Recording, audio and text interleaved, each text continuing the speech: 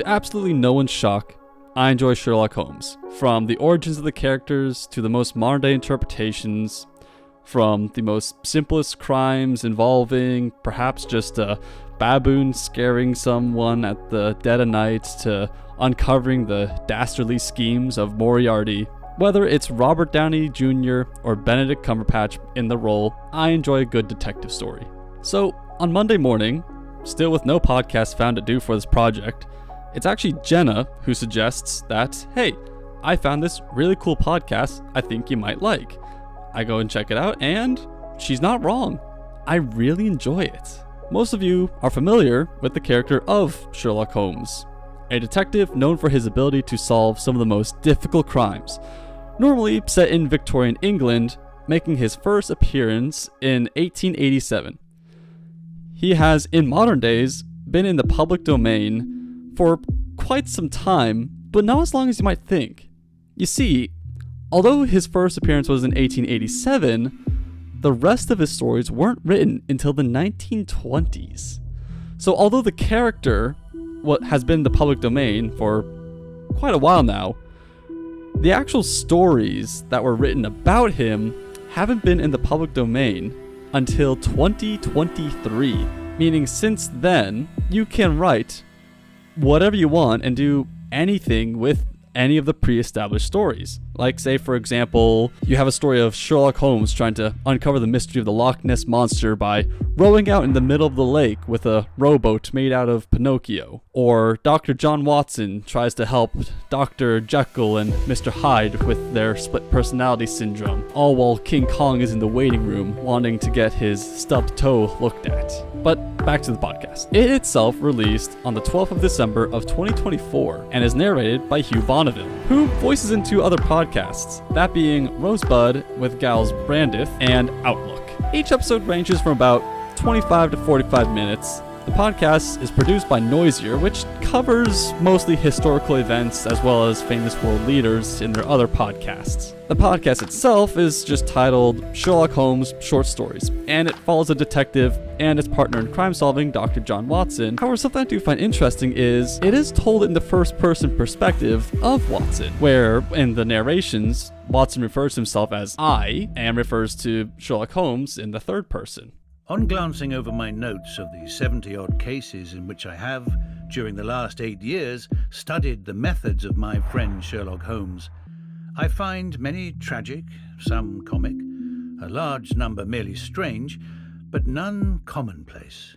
For, working as he did rather for the love of his art than for the acquirement of wealth, he refused to associate himself with any investigation which did not tend towards the unusual and even the fantastic.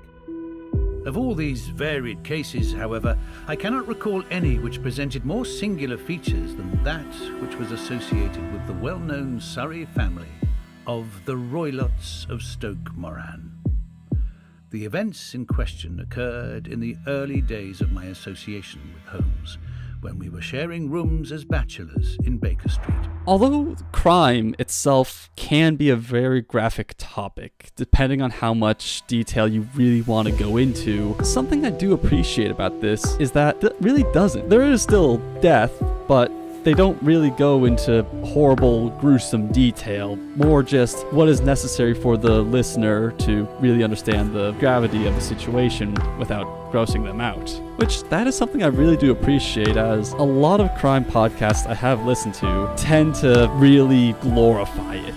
Perhaps that's not quite the right word, but you get what I mean. Each story is told in multiple parts, with the first story arc itself containing 3 separate parts, following Sherlock Holmes and Watson helping out a woman after the death of her sister. Initially, it's believed that it was her stepfather that killed her twin sister and is now after her, so that as they are a part of a very wealthy family, if they die, he'll get their riches. Now, I'm not going to go into spoiler territory, but it does throw some really nice twists at you, whilst also leaving clues where you can sort of figure it out on your own, but at the same time, it's also not going to hold your hand. So that is another thing I do really like, is that it leaves enough material behind for you to actually uncover the mystery yourself. It leaves you guessing, but also able to come to your own conclusion before the ending. Deep, thought-provoking story, you're not going to find that here. One of my favorite parts about it, but also one of its biggest flaws, is its simplicity.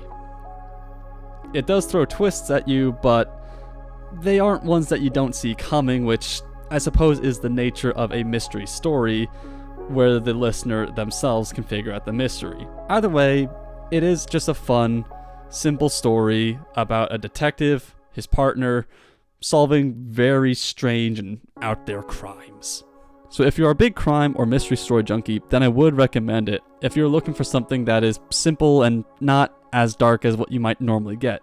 As someone who enjoys learning about maritime disasters like the Ocean Ranger oil rig or the Newfoundland ferry SS Caribou that involve a lot of mistakes and a series of events that lead to these great losses of life, I do need a breath of fresh air every now and then, and I enjoy coming across stories like, say, the Golden Ray's capsizing, where all hands on board were able to be rescued.